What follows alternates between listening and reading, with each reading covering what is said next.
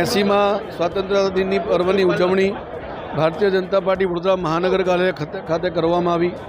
બે યુવાઓ દ્વારા એક ઇનોવેટિવ આઈડિયા સાથે આગળ વધી રહ્યો છે, એ વ્રજ પટેલ અને બીજા ખોપકરજી, જે ખોખોની અંદર સાઉથ એશિયન ગેમમાં ગોલ્ડ મેડલ ધરાવે છે। આવા બંને અલગ અલગ ક્ષેત્રના પ્રતિભાશાળી યુવાઓ દ્વારા ધ્વજવંદન કરવામાં આવ્યું।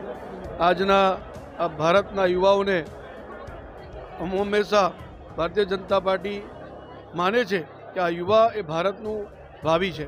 આપણે જરૂરથી આપણો જે આત્મવિશ્વાસ છે, તમારી પાસે ટેકનોલોજીની સૂઝબૂઝ છે, એની સાથે ભારતને પુનર્નિર્માણ કરવા માટે, વિકસિત ભારત બનાવવા માટે આપ સૌ આગળ આવો અને જરૂરથી ભારતના સશક્ત બનાવવા માટે યોગદાન આપો।